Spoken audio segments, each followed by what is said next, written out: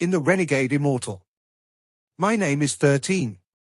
Many people say I was Master Wang Lin's most loyal disciple, and the one who most resembled him in his youth.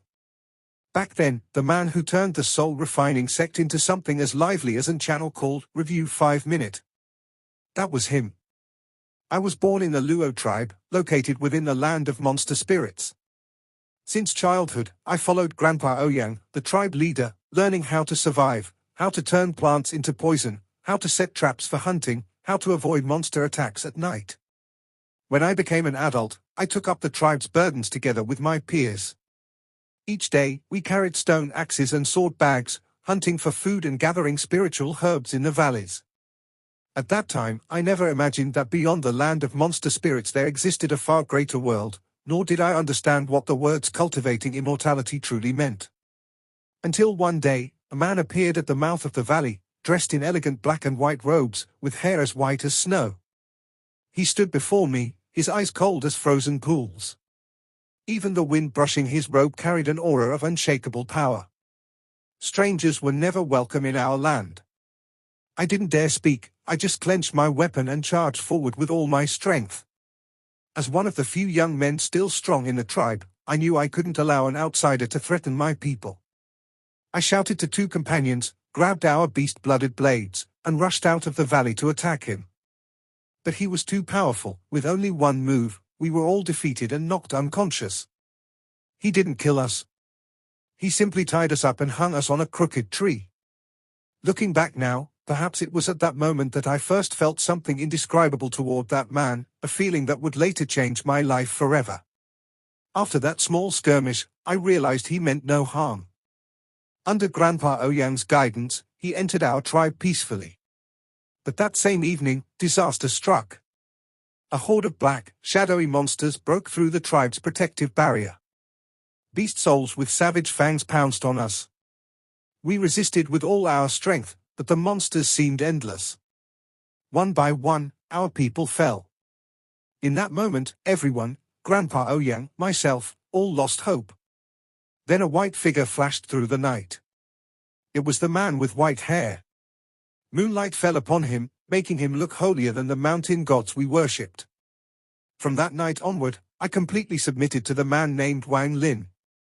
He was the savior of our tribe. And I swore silently in my heart, for the rest of my life, 13 will follow him, even if it means crossing fire or walking on blades. I will never regret it.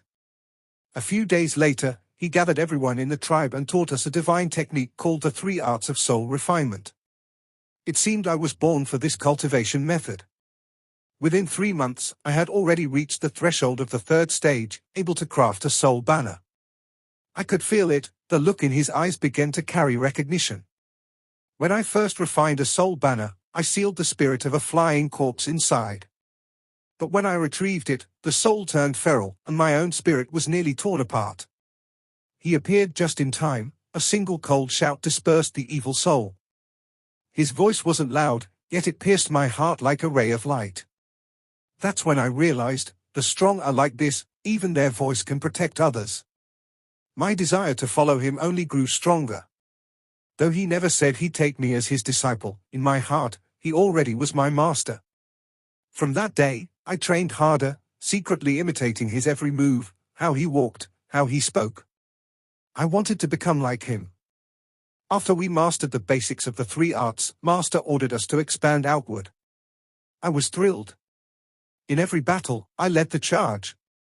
Under his leadership, the Luo tribe grew from just over a dozen people to nearly 100. To me, Master was the heavens themselves. But that sky darkened because of me. During one campaign, I was captured by an old man from the Tianshui tribe. He pressed a red-hot iron to my chest, demanding I reveal Master's whereabouts. I clenched my teeth and stayed silent. Master was our savior. I would rather die than betray him. The old man grew furious. He shattered all my meridians, saying he would make me a cripple for life, a living declaration of war to my master.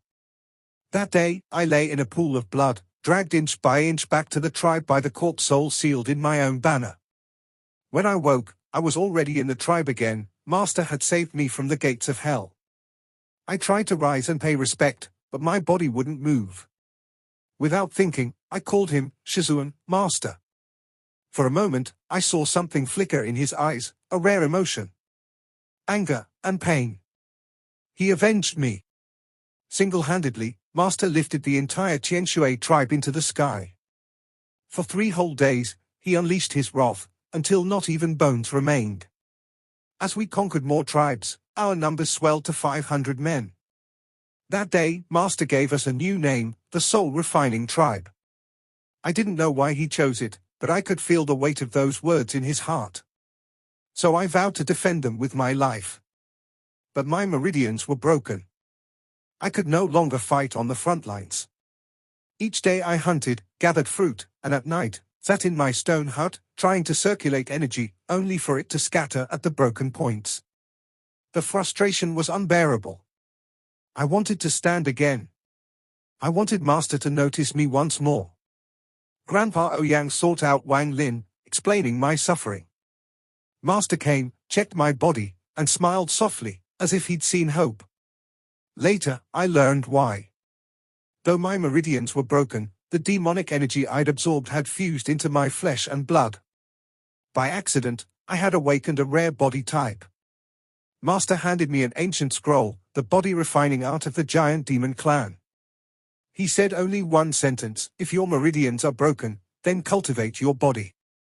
His tone was calm, but his words lit a new flame of life within me. I swore I would not let him down.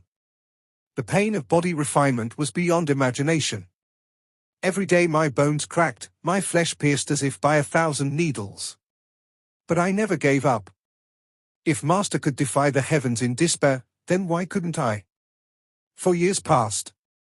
The Soul Refining Tribe had grown to 5,000 people. Through endless absorption of demonic energy, I pushed my body refinement to completion. My bare hands could crush magic tools, my strength rivaled core formation cultivators. My loyalty to Master became pure and absolute. If anyone dared speak ill of him, I would fight them to the death. To me, he was more than a father. Later, Master took me and Tiger Robe to the Heavenly Demon Province. But while he was away for too long, Tiger Robe, Hu Pao, lost faith and betrayed him. I was imprisoned, yet I never doubted that Master would return. And he did. He came back like a storm and saved me. That day, he finally said the words I had dreamed of: he would officially take me as his disciple. I was overjoyed, like a child seeing sunlight for the first time. All the years of pain seemed to vanish. From then on, I imitated him even more, his tone, his gestures, his frown. Later, Master accepted an invitation from the Heavenly Demon Marquis and went to the imperial capital of the Heavenly Demon Province, leaving the tribe's expansion to me. Every day, I led our people to cultivate and fight. Decades passed. The Soul Refining Tribe expanded continuously, eventually swallowing every tribe within tens of thousands of miles. Our numbers reached tens of thousands. But then, Master truly left. He never came back. I told the tribe to build a statue of him. On the day it was completed, the entire tribe gathered to worship. As I gazed at the statue, only one thought filled my heart: Master will return. Centuries went by. Under my and Grandpa Ouyang's leadership, the Soul Refining Tribe became a mighty force, ruling over millions, even replacing the Fire Demon Province. We became a true hegemon of the land of monster spirits. And one evening at dusk, Master returned. He bestowed upon us new immortal arts and forbidden techniques, renamed the tribe the Soul Refining Sect, and helped me strengthen my body once again, to the point where I could fight even yin-yang stage experts. Then, Master took me out of the land of monster spirits. Only then did I realize how vast the world truly was. My desire to follow in his footsteps grew even stronger. To continue following him, I reincarnated in the Immortal Ridge continent, Xiangang Dalu. Though I lost parts of my memory, one thought remained: to wait for someone. I named myself Wang Shi, joined a sect, and quickly rose in cultivation. The Grand Elder wanted to take me as a disciple, but I refused, because deep in my heart, I already had a master. I lived my life imitating the figure in my memories, the placement of his fingers in meditation, the way he walked, even the curve of his brow. I knew it was foolish, but it brought me peace. One day, while meditating, a white-haired man appeared behind me. The moment I saw him, all my memories returned like a flood. I fell to my knees, trembling, and cried out, "Master!" After years of waiting, my soul finally found its home. He took me to his cave world, bestowed upon me the 5 elemental origins, passed down the entire soul-refining sect's Tao lineage, and poured his life's divine arts into me. He even used the power of heaven and earth to empower my soul, telling me, only with unwavering demonic will can you ascend the summit. As I watched his back, I finally understood what defying heaven truly meant, not to fight heaven, but to keep one's true heart even in despair. With his help, I reached the 3rd step of cultivation and began walking my own path. Some say I am merely my master's shadow. They are wrong. I follow his ways because he has been carved into my very bones. I carry his Tao because he gave me a second life. When Master and Mistress Li Mu Wan left the Defiant Realm, I stood atop a sea of clouds, touching the first storage jade he ever gave me, a relic from the day he taught me body refinement. Now I wander the world alone, walking the paths he once walked, seeing the mountains and rivers he once saw.